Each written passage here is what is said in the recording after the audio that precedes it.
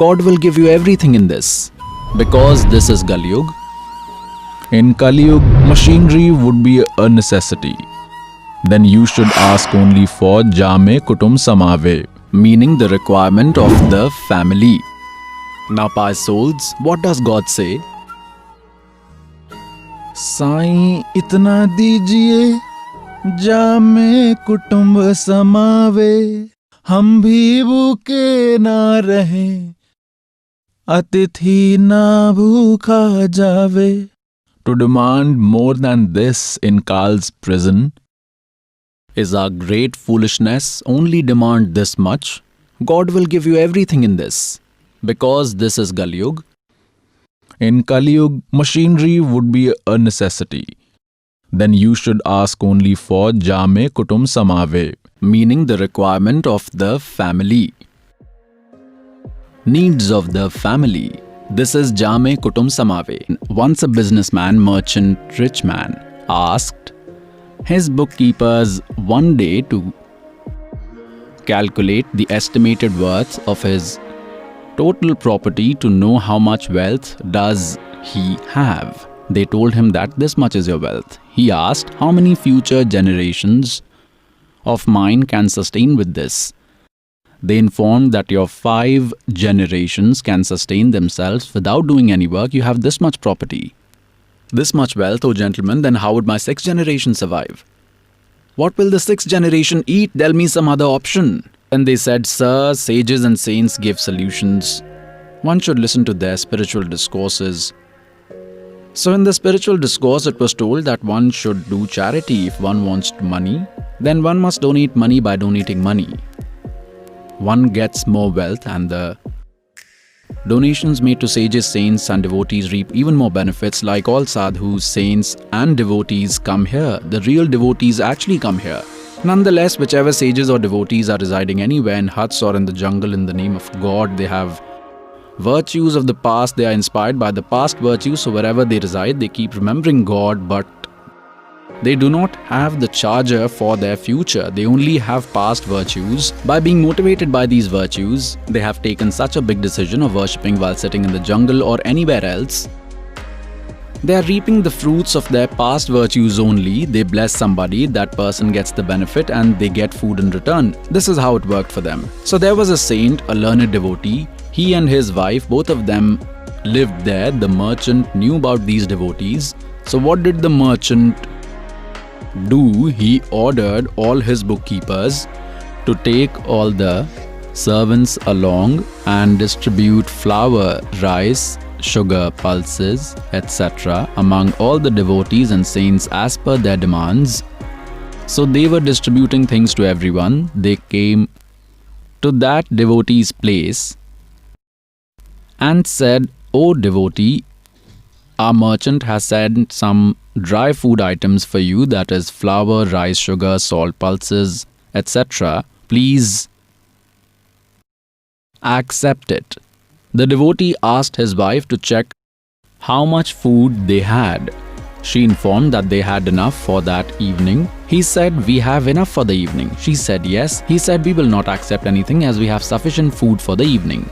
They said, "Oh devotee, take it and eat it tomorrow." The devotee said, "We will worry about it tomorrow only. For now, we will not take it." They said, "That's weird." Since the devotees declined to accept it, the servants brought it back. The merchant asked, "Why did he not give it?" There was another devotee there. The merchant had counted them all. He had got them all counted. The servant told him that the said devotee did not accept it. Why did they not accept it? The merchant asked. The servant replied that the devotee said, "We have enough for the evening. God will give something for the morning too. God will give automatically. We don't worry about it." Now that merchant was forced to contemplate, "I am worried about my 6th future generation and they have left it on God for the morning too." He then went to the devotee and asked, "Brother, why are you taking such a decision? You will die of hunger." The devotee said, "Only those who do not believe in God die of hunger. God always gives us in advance." Because he had listened to the spiritual discourses, also made the merchant sit there and asked, "When you were in your mother's womb, who was worried about you?" The merchant said, "Yes, that's correct.